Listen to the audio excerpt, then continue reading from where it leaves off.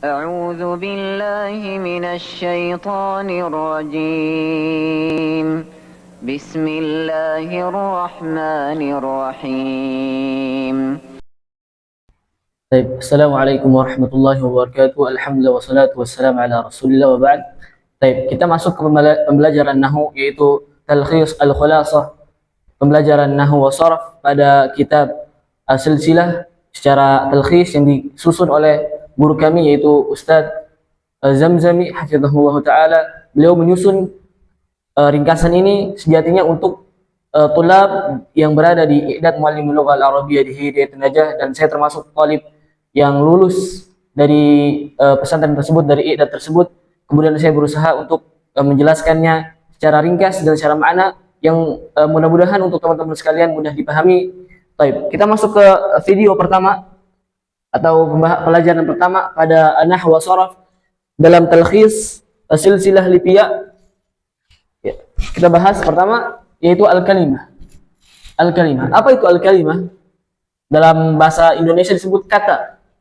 Jadi satu bentuk al-kalimah, yaitu lafdun yata'allafu min ba'di hurufil hijai. Itu sebuah lafaz yang dia tersusun dari sebagian huruf-huruf hijai. Ahyanan, dan terkadang takunul kalimatu harfan wahidan, dan terkadang dia hanya satu huruf saja tapi sudah dihitung kalimat. Contoh misalnya Muhammad. Muhammad.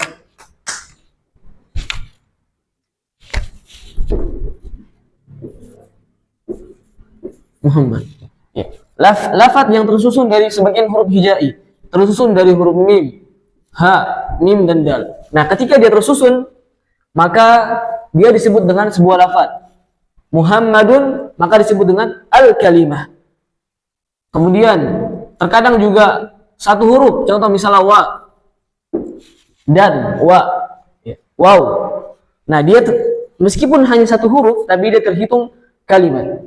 Apa jenisnya? Yaitu terbagi menjadi 3 bagian. Al-kalimah terbagi menjadi 3 bagian, atau sebuah kata dalam bahasa Indonesia terbagi menjadi 3 bagian. Pertama dengan isim, kemudian al-fi'il wal harf.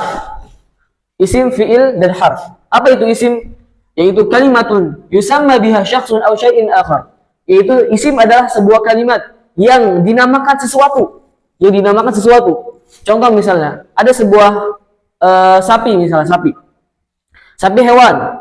Ya. Seandainya tidak ada nama sapi, maka kita katakan dia adalah hewan yang berbadan besar, kemudian berkaki 4, kemudian memakan rumput. Nah, ketika dinamakan yusamma biha syakhsun aw syai'in akhar, sapi misalnya, sapi al-baqarah, maka baqarah di situ sebagai isim, dan dia tidak yata'allaq, tidak terikat dengan zaman dan juga hadas, ini peristiwa. Contoh misalnya tadi sapi tidak terikat dengan waktu, tidak terikat dengan maldi, ya telah berlalu, atau sekarang, atau misalnya amr, ya tidak berlaku, atau hadatsa, ya peristiwa. Sapi dia hanya bentuk isim. Ya. Contoh lain misalnya ghadan, besok. Dia secara makna ada makna waktunya, tetapi tidak ada makna hadas, yakni peristiwa. Maka tidak dapat dikatakan fi'il, berarti masuk kepada al-isim. Ya, isim adalah sesuatu yang dengannya dinamakan sesuatu. Dinamakan sesuatu. Contoh misalnya ada orang, kita namakan Muhammad, maka bentuk nama itu adalah isim. Bentuk nama itu adalah isim. Ini si orangnya juga disebut al-isim. Jadi isim bukanlah kata benda. Isim bukanlah kata benda. Ya. Sebagian orang mengatakan isim adalah kata benda. Tetapi ini adalah penjelasan yang saya rasa keliru, karena ada misalnya sebagian isim yang bukan kata benda. Contoh misalnya syuja'un, berani kan kata sifat, bukan kata benda. Baik. Al-isim. Dan isim terbagi menjadi 2 bagian, yaitu syakhsun aw syai'in akhar. Syakhsun aw syai'in akhar. Syakhsun yaitu dinamakannya seseorang, entah itu misalnya insan, atau misalnya nama orang Muhammad, Zaid. Nah, Muhammad, Zaid, ketika dinamakan sesuatu maka dia disebut isim. Aw syai'in akhar, atau yang lainnya selain insan. Hayawan misalnya tadi baqarah, sapi. Maka baqarah di sini sebagai isim. Nabat, contoh misalnya tomatim. Tomat, nabat itu tumbuhan. Jamad, benda mati. Contoh misal nahrun. Nahrun, sungai. Ya, nahrun, sungai, benda mati. Wasfun, atau bentuk sifat. Contoh tadi syuja'un. Syuja'un. Ya, syuja'un bentuk sifat. Dan ini adalah isim. Dia adalah isim. Kemudian berikutnya itu al-fi'il. Apa itu al-fi'il? Kalimatun tadullu ala amalin hadatha fi zaman. Yaitu sebuah kalimat, sebuah lafaz, sebuah kata yang dia menunjukkan ala amalin hadath, sebuah peristiwa atau fi zaman. Fi zaman, hadatha fi zaman, yani berlaku waktu padanya, yaitu madhi, mudhari, wal amr. Madhi, mudhari, wal amr.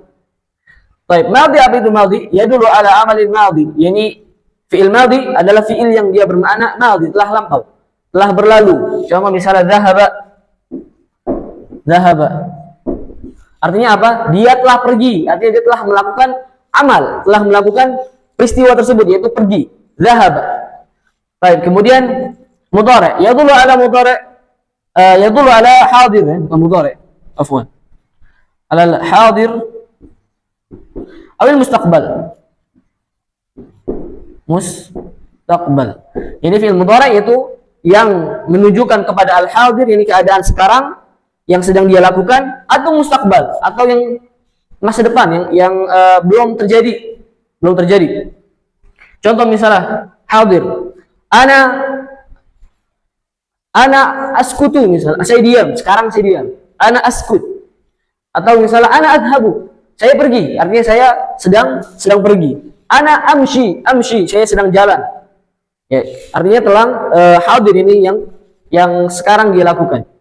Baik, kemudian al-amr, yani yadullu ala amalin yatlubuhul mutakallim minal mukhatab, yaitu sebuah fiil atau kata kerja yang dia menunjukkan ala amalin, menunjukkan sebuah pekerjaan yatlubuhu al-mutakallim, yang diminta oleh mutakallim, kata ganti orang pertama, kepada al-mukhatab, kepada kata ganti orang kedua.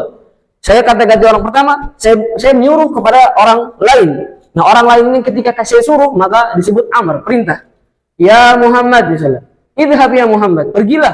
Idhab, pergilah. Saya berbicara kepada Muhammad, maka itulah fi'il amr, yani perintah dari kata ganti orang pertama kepada kata ganti orang kedua, jadi mutakallim kepada al-mukhatab. Idhab, pergilah. Tidak bisa fi'il amr kepada orang yang gaib, misalnya orang yang gaib enggak ada, gimana disuruh, atau menyuruh diri sendiri. Nah, ini tidak mungkin. Ini pembahasan tersendiri dalam masalah ini. Baik. Kemudian kalau menyuruh diri sendiri maka bukan fi'il amr, tapi ar-raja, biasanya ar-raja atau ad-du'a. Baik, kemudian al-harf. Bentuk kalimat berikutnya itu al-harf. Kalimatun yadhharu ma'naha ma ghairiha minal kalimat, yaitu sebuah lafaz, sebuah kata yang dia maknanya jadi jelas ketika dia kesambungan pada kalimat, kesambungan pada kata setelahnya. Nggak mungkin misalnya saya katakan wa dan apa, harus jelas. Misalnya wa Muhammadun, misalnya, dan Muhammad. Atau contoh misalnya lam, atau misalnya lan, tidak akan. Belum jelas maknanya, tidak akan apa? Lan akula, misalnya, saya tidak akan makan. Baru jelas maknanya. Baik, dan al-harf terbagi menjadi tiga bagian. Pertama, yang masuk kepada fi'il faqat, ini yang masuk pada kata kerja saja atau fi'il. Contoh misalnya lam dan lam, dia hanya masuk kepada fi'il. Atau isim faqat, ini yang hanya masuk kepada isim. Contoh misalnya min, fi, dari, di. Ya. Kemudian isim wa fi'il, contoh misalnya waw, fa, wa thumma. Baik. Pembelajaran nahwu dan sharaf hanya berkecimpung hanya bentuk ini, isim, fi'il, dan harf. Semua pelajaran ilmu sharaf, ilmu nahwu hanya kembali kepada tiga bentuk ini, yaitu isim, fi'il, dan harf. Isim, fi'il, dan harf. Hanya saja nanti semakin dalam atau semakin jauh pembelajaran, tentu makin susah pembelajarannya. Ya, intinya dalam pembelajaran bahasa Arab atau pembelajaran nahwu sharaf, kita hanya membahas tiga bentuk ini, yaitu isim, bagaimana bentuk isimnya, bagaimana membuatnya nanti di pembelajaran sharaf. kemudian fi'il, ya, kemudian juga al-haraf. Wallahu taala a'lam. Wassallallahu ala nabiyyina Muhammad. Assalamualaikum warahmatullahi wabarakatuh.